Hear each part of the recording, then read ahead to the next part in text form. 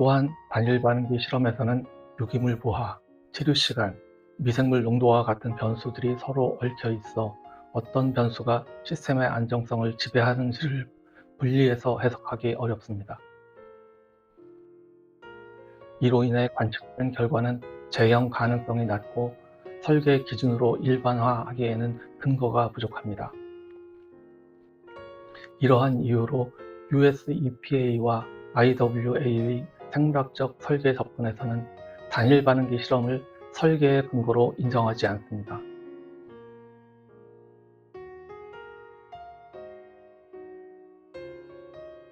안녕하세요. 허관용입니다. 오늘은 현기성 소화조의 생물학적 설계를 위해 반드시 고려해야 할 핵심 변수와 실험 방법을 정리해 보겠습니다.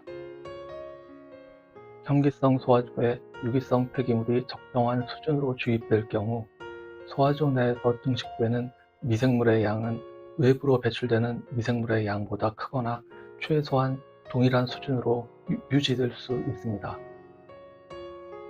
이를 한 문장으로 정리하면 현기성 소화조의 설계는 유기물 처리 효율이 아니라 미생물이 지속적으로 유지될 수 있는 조건을 기준으로 이루어져야 한다는 점입니다. 이 개념은 생물학적 설계의 가장 중요한 출발점입니다. 이러한 관점에서 볼 때 소화조 내 미생물이 안정적으로 유지되기 위해 반드시 이해해야 할 핵심 변수는 크게 두 가지입니다.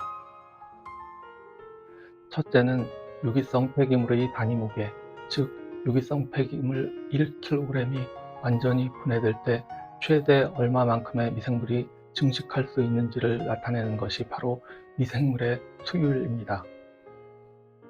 둘째는 소화조 내에서 미생물이 안정적으로 유지되기 위한 증식 특성으로 정상 상태에서 미생물 농도를 지배하는 최대 비증식 속도입니다.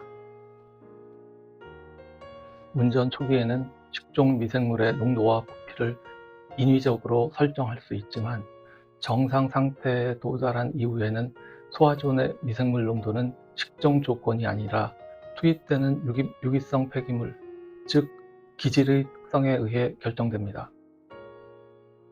이 두 변수, 미생물 수율과 최대 비증식 속도는 현기성 소화조의 생물학적 설계의 가장 본질적인 설계 변수에 해당됩니다.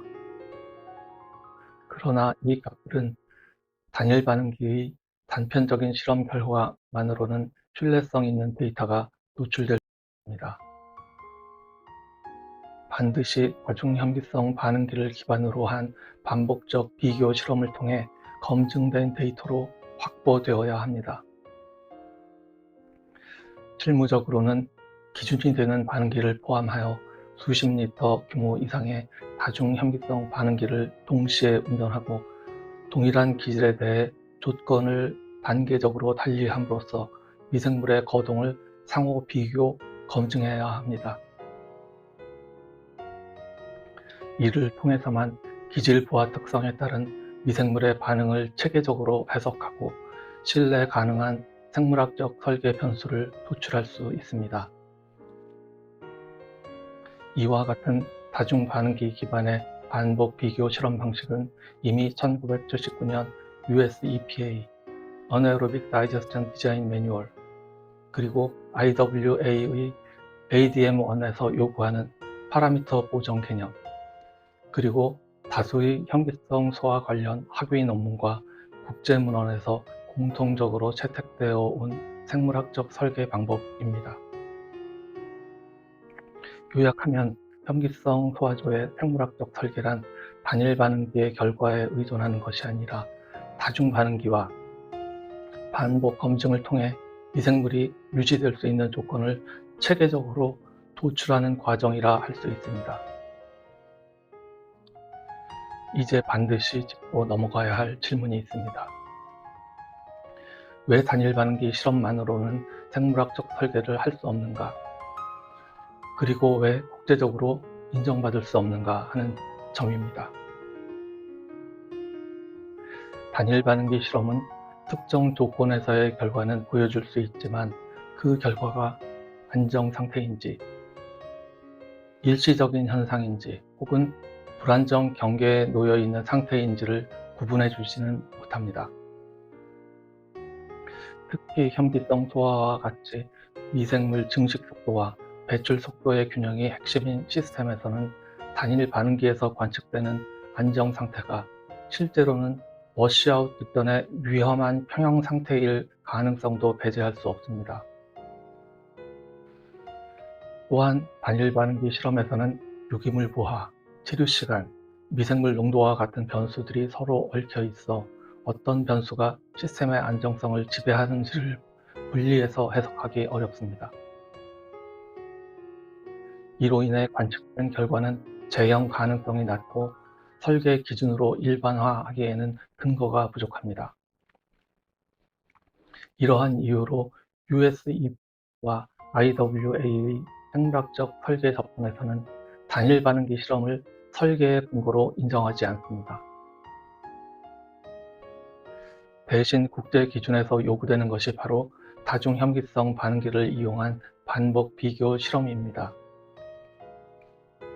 다중 반응기 실험에서는 동일한 유기성 폐기물을 대상으로 부하 조건을 단계적으로 달리한 여러 반응기를 동시에 운전함으로써 미생물의 증식과 배출이 균형을 이루는 안정 조건과 워시아웃으로 향하는 경계 조건을 상대 비교를 통해 명확히 구분할 수 있습니다.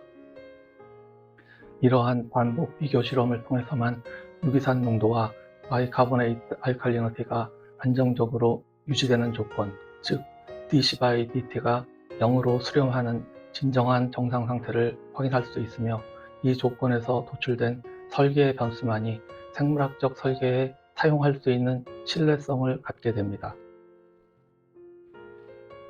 결국 다중 반응기 반복 실험이 설계의 전제가 되는 이유는 단순합니다. 생물학적 설계는 현기성 반응기가 잘 돌아간다는 현상을 설명하는 것이 아니라 미생물이 왜 그리고 일정하게 유지되는지를 설명할 수 있어야 하기 때문입니다. 단일 반응기는 현상을 보여주지만 다중 반응기 실험은 안정 영역과 그 경계를 보여줍니다. 그리고 설계에서 중요한 것은 항상 그 안정 영역이 어디까지인지, 그리고 그 경계를 넘지 않도록 어떻게 설계할 것인가입니다. 따라서 국제 기준에서 말하는 설계란 단일 실험 결과를 적용하는 것이 아니라 반복과 비교를 통해 미생물이 유지되는 조건을 정의하는 과정이며, 이 과정 없이는 현기성 소화조의 안정성을 설계했다고 말할 수 없습니다.